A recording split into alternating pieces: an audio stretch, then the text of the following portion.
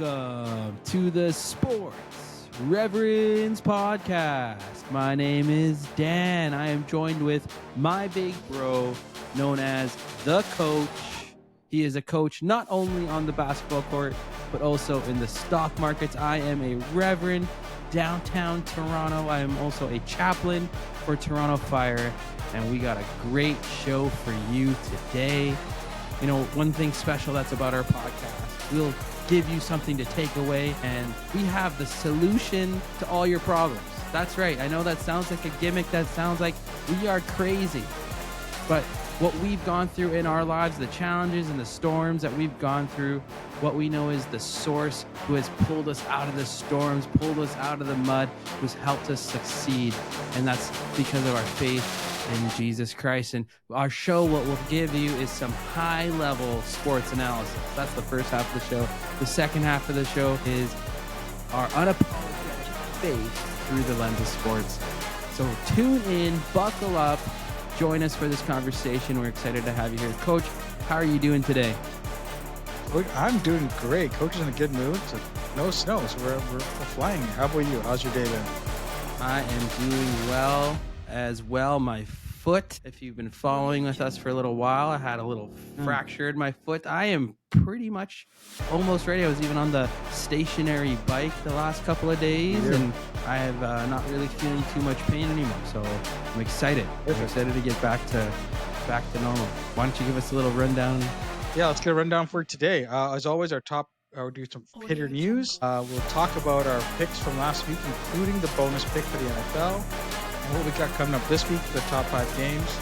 And then we're going to talk about what is your legacy.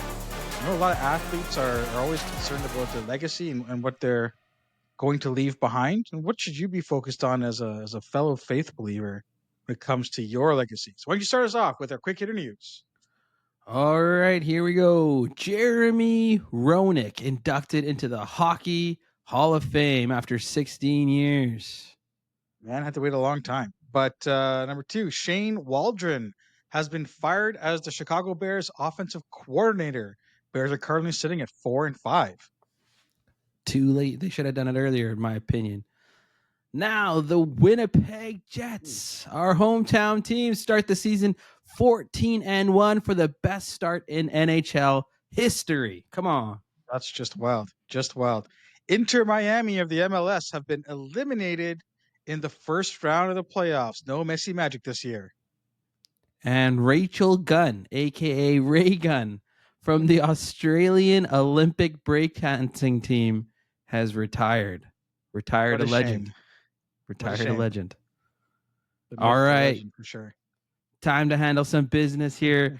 UrbanHope is our mentorship program that I get to run in downtown Toronto. Get to run this program in a marginalized neighborhood. And this program is a mentorship program for kids and youth. We provide a safe space for them to hang out, to do homework, to run our programs there for them as well. We're also starting a basketball academy for them as well, so that all the students that don't get the opportunities to show out the skills, to grow in their skills, to develop their skills on and off the court, because that's what coach teaches. That's how coach coaches. We are giving them the opportunity for this. So if you are able to support in any kind of way, check out the link in our description of YouTube here, churchinthecity.ca/give.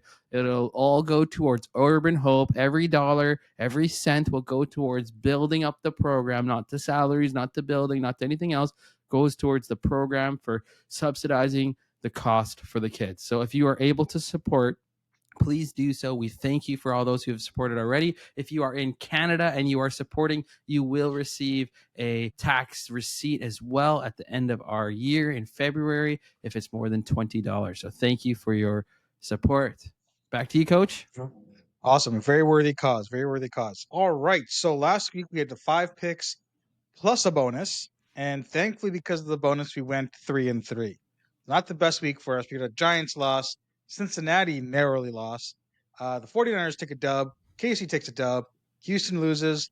And Philadelphia crushed the Cowboys with a relish. So out of those 6 games, what did you think was the most interesting? What had your eye last week? Most definitely got to look at that Kansas City Oof. Denver Bronco Oof. game. I think Denver was up 14-3. Bo Nix was looking so good. The Kansas City Chiefs, they just got this destiny upon them. They turned Mm. it on in the second half. Bo Nix, I don't think the Nuggets, the Broncos scored a point in the second half. Incredible, Nope. incredible. And it came down to this field goal block for the win at the buzzer. Now, a lot of people are going to say it's just luck. A lot of people are going to say the refs are just loving the Kansas Yeah. City Chiefs. It's the Taylor Swift effect. I really think this comes down to amazing coaching, not letting them score in the second half, even scheming up the way they make that block kick. Yeah. That is a coaching uh, implant for the Chiefs. So full credit to them. Undefeated. Looks like they are destined for another great season. This is after 2 years of Super Bowl. Now they're 9-0. Like, this is unprecedented. When that Tom Brady team with Randy Moss went undefeated, they Oh, had nothing yeah. like that in their past. So this is really an unprecedented team. It's pretty amazing. Bonus question follow up. Could they go undefeated this year? I think they have a real shot. I really do. This week is their tough week coming up, and I think we'll have a chance to talk about that Very soon good. Yeah. against Buffalo. But the interesting thing about the Chiefs is, like, they play it close with the bad teams, but with the good teams, they seem to, like, just dominate. They dominated the 49ers and the Ravens, and then they go to the Broncos game here, and a couple of other weaker teams. It's always close. It's always close. So it's interesting. It's interesting. Flipping a switch. It's Patrick Mahomes, the rest of the team, and it's interesting. We'll talk about legacy a little bit. And Andy Reid. I mean, he's definitely changed his legacy for Oh yeah. sure. All right, looking up for this week, we are going to change it up a little bit. We're going to challenge ourselves a little more. We're going to look at some of the primetime games. We've got 5 picked out, and they can be a little harder picks for us this week. And let's start with the Philadelphia Eagles and the Washington Commanders. What are your thoughts? Who are you picking? Who's got your eye? Yeah, I think I'm going to lean towards the Commanders here. I know Philadelphia Hey, is going to be the favorites. I'm pretty sure they're the heavy favorites according to the sports book.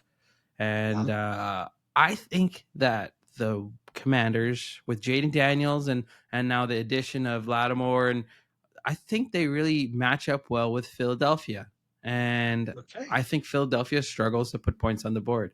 So I think Jaden Daniels, coming off a tough loss against the Steelers there, I think Commanders take it. What do you think? All right. I think I agree with your assessment. I'm a little less skeptical because it is at Philadelphia, but I think Lattimore is going to bring a nice boost to the defense for sure. And Daniels is going to have a bit of a rebound after a tough second half last week.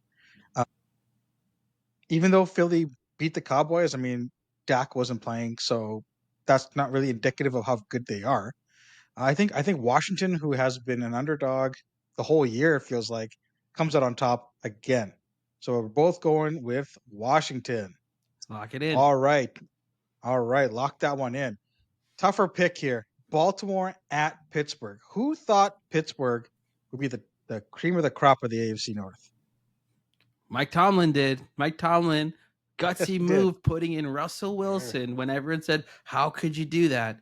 And he looks like an absolute genius. I'm rolling with Mike Tomlin and the Steelers taking down Baltimore. Yeah, wow. That's a tough one. I like Baltimore, and Lamar is going for his third MVP. But this game's at Pittsburgh. If they lock this game up, I believe they're going to lock up the whole division.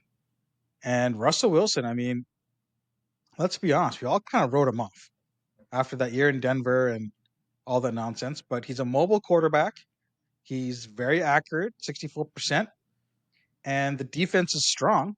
It's basically the Seattle of the East. And I'm gonna say this, I definitely stole that from Colin Coward this morning, as he pointed that out. So I'm not coining the phrase for myself. I'm borrowing from Colin Coward. They are looking really strong. They're a tough team to beat. They got a good run game. I'm picking Pittsburgh as well. I think we're double dipping there. I think Then Baltimore's defense is just so weak, so I think that's what makes the yeah, difference for me.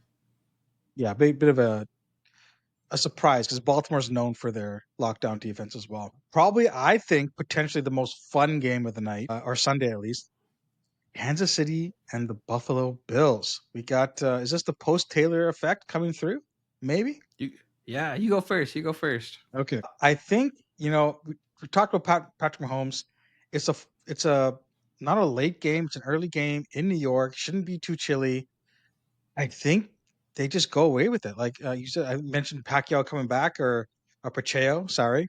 He's coming back off the injury, so another weapon. And it seems like the Kansas City Chiefs are hitting their stride at the right time. Halfway through the season here, coming up, and it looks like the AFC is getting taken over by the KC Chiefs. Yeah, I'm with you with the Chiefs as well. Bills, they dominate the bad teams, but they've been struggling against the good teams. So I think they're going to run into another wall here. Taylor Mm. Swift is set up to be there again. She's going to be finished in Toronto for the first half of her tour. Make it down by Sunday for the game. Taylor Swift Yeah, effect. Back to Toronto again after that. You know what? Yep, Chiefs it is, man. Let's go. Chiefs it is. All right, Cincinnati and the Chargers. I think the Chargers have been sneaky good Mm-hmm. in terms of media coverage. Like we mentioned before, they're 6-3. They're playing the Sunday nighter. Cincinnati is desperate, but I think we're going to see some another LA win for sure. I was gonna choose the Bengals because they're more Okay, desperate, and I believe T Higgins is coming back. The Chargers defense does match up really well really with well. Yeah. the. It's tough.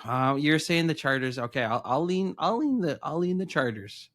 In my heart, I Okay. think it's the Bengals, but I'll lean the Chargers because I think you have some good points. And last but not least, Houston at Dallas. I'll let you run away with this one. Yeah, this is not too much of a question. We don't even know which quarterback's starting. Is it going to be Cooper Rush? Is it going to be Trey Lance? Cooper Rush and his 45 yards and 2 fumbles is not going to cut it against the Texans, who are desperate. I know the Cowboys will have some players coming back, and we'll see how much pride they really take. But last game, what really disgusted me was that they Yeah. just it looked like they gave up. And I don't care how bad your roster is beaten. If you give up, I just hate that. I hate that as a organization. And yeah, not much else to say. And not much backing for Mike McCarthy from his team there. Yeah, it's this is not the first time that we let us looked like Dallas has given up. And that's not a good look. Even if Dak goes down, you still want that team. You want your team to fight, right? And Houston is coming in hot. They're also desperate, right? They want to make some moves and really lock up the division and start getting on that roll that they were on last year, right? I think Houston comes in and just makes a mess of Denver makes a mess of Dallas and goes through that. So we got our top 5 picks for this week. We have Washington, we have Pittsburgh, Chiefs, the Chargers, and the Houston Texans. Almost said the Lock it Oilers there. in. Jeez. Let's Locking go. it in. All right. So that's our football talk for today. Hopefully, we're going to get a bagel on the lost side this week. Go 5-0 and looking forward to that. Tonight in the association, we have the NBA Cup starting up. Ooh. I think I'm a little torn on this. And it feels gimmicky, but we had a really good experience last year. But Indiana just couldn't come through. It kind of felt like the playoffs, and you felt that a young team going through this little bit of a run would help them cement their moves into the playoffs. Didn't quite pan out. Now Siakam did come in for sure, and that's a bit of a change. But yeah, what are your thoughts here? Let's just start with, do you like the NBA Cup idea? I do like the NBA Cup. I'm less hyped about it this year than I am last year. Last year was Mm, brand new. I think I'm less hyped this year because we see a lot more of the players not caring as much as well. mm, I think they're okay with sitting out games and unfortunately I think that's playing a role a little bit.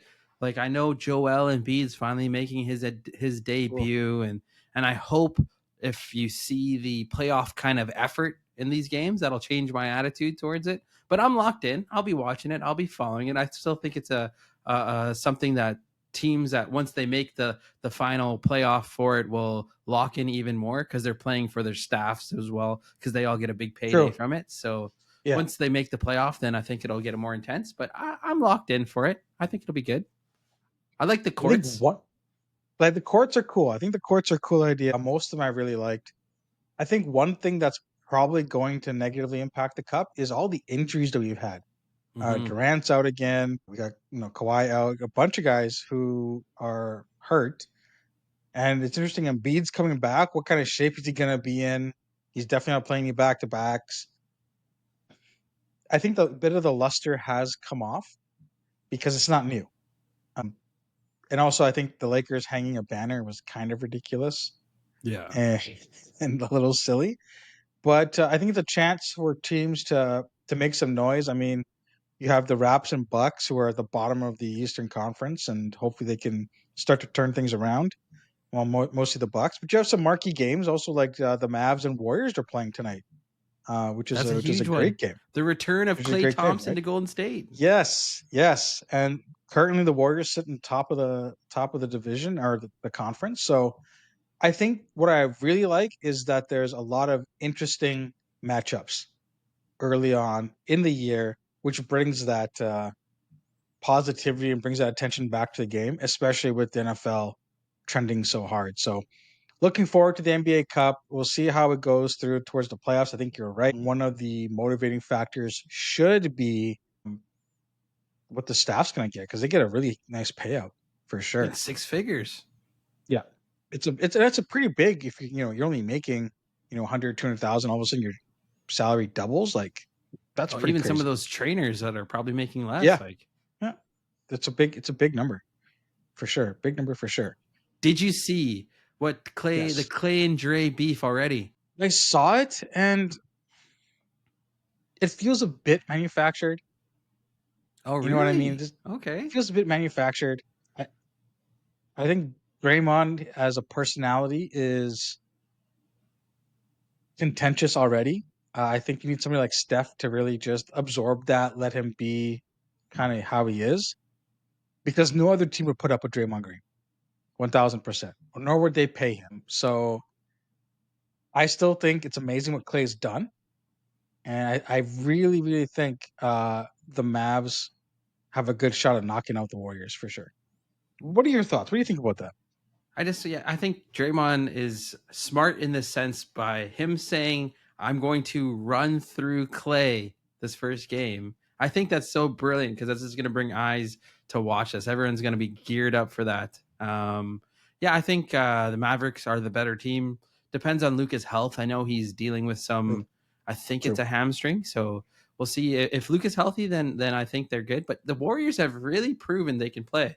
They can take on some of the top teams here. Everyone kind of thought they'd be a bottom team in the West, but I think they're trending towards top six. So Yeah, for now, maybe Steve Kerr can actually coach.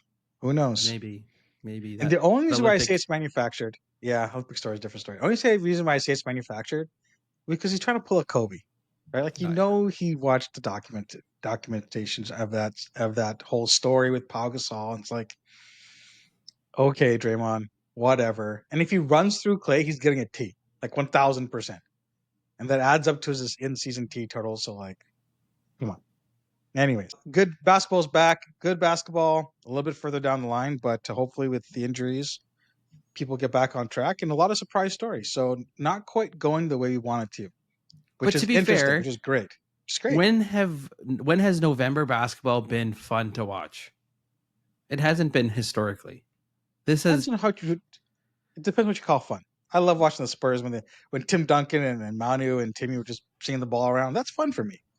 I know, but that's one team. Now you're kind of locked into the league again, right? I'm ready to get the It's league true. pass going, get the Yeah, multi-screen that's going. I'm fair. excited. Yeah, That's fair. That's fair. I take that back. I will say this though.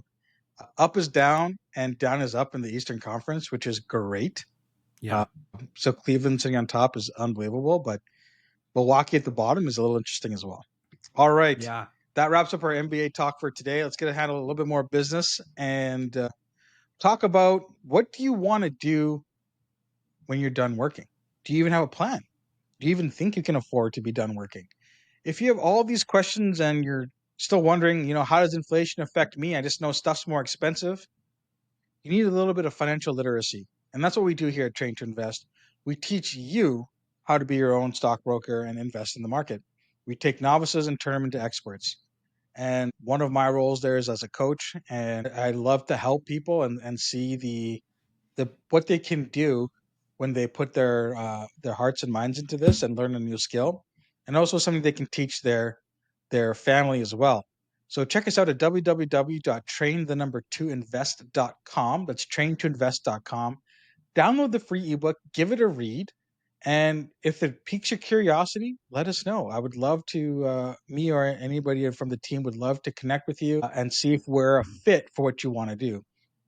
If you're planning for retirement, if you have to, plan for your kids' tuition to go to university or college or trade school, you maybe have a big purchase coming down the line, you want to buy a house, check us out. We will work with you to make sure you can get to your goals. And at the end of the day, no one's going to take care of your capital and your money like you will. Let us help you be good stewards of your funds. www.train2invest.com, train2invest.com. Check out the ebook and let us know what you think. All right.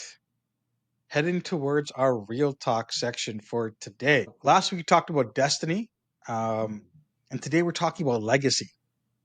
And in the sports world, your legacy can be very, I think it's changeable, right? It all matters on what happens in between. It can even matter what happens post. For example, the Winnipeg Blue Bombers are in the Grey Cup for the 5th consecutive year, which is amazing. However, they've gone 2-2 in the last 4 years. I think how this legacy of the Bomber team will be discussed really matters if they win or lose this next game. Talking about a 3-2, 3 wins in 5 years versus 3 losses in 5 years really could define their legacy. Can you think of any other examples about legacy and how it impacts in the world of sports? Maybe you can think of an example of what has changed over time, if you can. Yeah, I think we're living in one right now with the Kansas City Chiefs. They're looking for their first three-peat, right? And Yeah. and Yep. I think that's very just mind-blowing how good they are, especially how difficult what the NFL is. What's changed over time is I think, people expect it to be like Michael Jordan. You go undefeated. You can't ever lose. Like Michael Jordan's one of one, right? He is True. probably untouchable. There's times you're going to lose. Magic Johnson lost, Kobe obviously lost. All the guys, everyone's lost before. Michael Jordan's one of one. I think legacy is bigger than I think it's also become bigger than just winning and how many championships you win. It's kind of become what impact you bring to your sport and to your fans and to your city. You look at Steph Curry. He Yep. totally changed the game of basketball. That's a legacy as a part of his winning. And I think that speaks volumes as well. Jordan's the one who brought it globally. That speaks to his legacy. Yeah.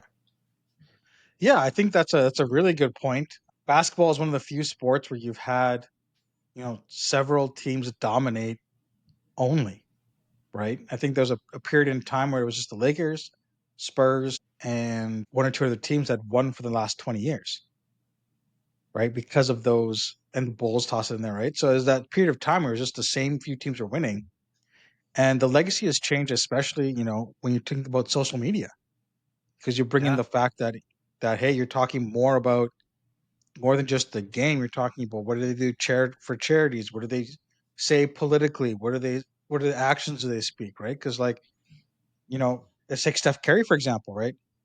He wasn't happy there was a bunch of homeless people by his home in his gated community. He got them all kicked out. But in the NBA, he seems a really nice guy. And so we probably wouldn't know that story if this was 10, 15 years ago, because there's no Snapchat, there's no Instagram, there's no social media rolling around. So the ability of this 24/7 news cycle can really impact what people view as your legacy, and can also really impact how easy it is to mess it up, right? I think, for example, give you another example. Either LeBron James, whenever he poses with a book, he's always either on the first page or the book's upside down. And it's manufactured, right? And he's manufacturing it because we're in this social media frenzy of a world, right? And so when athletes who are really locked in about their perception and their legacy, they have to factor in, okay, how do I present myself both on and off the court? We see a lot of athletes moving into that the fashion industry, especially for soccer and basketball players, right? So it's really interesting how legacy has changed because, for example, you talk about Jordan, he's a one and done. Think about Wayne Gretzky, his legacy is not only winning the cups in Edmonton, but bringing hockey to the West Coast, right? You wouldn't have the LA Kings without Wayne Gretzky. You wouldn't even have expansion teams in Seattle and Vegas without Gretzky. And that's all tied to his legacy of taking the most marketable hockey player at the time and putting him in the smallest market and seeing the game grow that way. It'd be like taking Michael Jordan and putting him in, I don't know, Kansas City, some no name backwards town, right? So it's really interesting to see how legacies in and of itself has changed over time. You look at Kobe. Kobe had the legacy of just being solely focused on the basketball, a real gunner. There was the Colorado thing that happened as well. The guy retires, and all of a sudden, he's writing music, he's writing screenplays. You see the different side of him. He's coaching his daughter's basketball team, and he isn't Girl ripping their dad. heads off. Yeah. Yeah, like all that kind of stuff has come out, and you see that his legacy for himself wasn't tied with basketball only. It was tied with his other passions. It was really tied to his family after a while, right? So it's really interesting how legacy has changed, especially in the sports world over time. How about when it comes to your legacy as a believer, right? We talked about destiny last week, and how God's got a plan for you. How can you actively impact your legacy here on Earth? Yeah, that's a difficult question, I think. I think Mm, if you are sole purpose to glorify God, it's not about what you accomplish in that sense here on earth and in the terms we look at as success. If the sole purpose, if our goal is to glorify God, to honor God, to do what God has called us to do, a lot of the times you won't see the fruit of your rewards here on earth, right? mm, The scripture says your rewards will be given to you in heaven, and you'll be having extra jewels on your crown in heaven. And so when you look at it in that sense of leaving your legacy, I just want my legacy that is left as known as good and faithful servant. If I had a tombstone mm. made for me, that's what I would want my tombstone to say. And so I think it's a little bit different in that sense where, in sports, it's like, okay, I want everyone to know that I was the greatest to do it. But, when it comes to faith, it's a little different. Yeah, absolutely. I think when you're talking about that, one thing that just came to my head was on Earth. When you're thinking about earthly things, it's about you writing your legacy so other people perceive it the way you want it to be perceived. Whereas when as a Christian, you're not worried about what others are writing about your legacy. It's about when you go to heaven and you meet God, it's like, what is God gonna say about my legacy?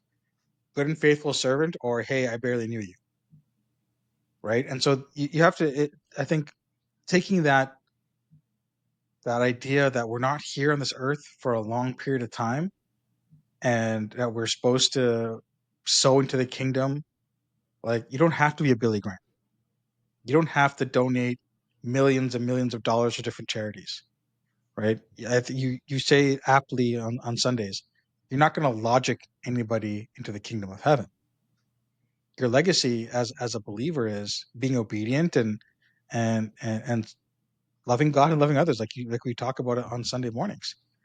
And it's not really complicated. It feels in terms of talking about legacy. Whereas you know you're not expected to hit a 10 out of 10 on your sermons every Sunday. right? Because in reality, you're just preaching what God tells you to preach, right? Versus, Shohei hitting 400 at the plate would be his legacy, right? You just have to show up and let God do all the work. It's kind of, I think, the theme we've been talking about the last couple of weeks. Yeah, like I think there's also a difference with building your legacy and what you leave behind. Leaving Yeah. behind, we are supposed to be stewards. We're supposed to be building into others. I look at it like, yeah, I'll bring up the WNBA. Okay, I saw this quote with Caitlin Clark. I actually even have it on my phone here. Okay, this is um, the proper mentality to have. If you want to build your league, you wanted to grow it. This is the mentality that I think you should have. This is what Caitlin Clark said. I think it was yesterday at a women's leadership summit. She said this: "That's the reason that you play. It's not because of the wins and the points you score. It's the amount of joy that you can bring people and the young girls that will one day grow up to be, hopefully, be whatever they want to be." And I think, like, with her mentality of wanting to actually build into the future, playing the basketball for the game and to build the game and to build the league instead of building her brand only, right? That is the right attitude. The same kind of principle is with your Christian journey, Christian walk. You should be building into those that are around you. If you succeed, you want to bring your brothers, your sisters with you along the way.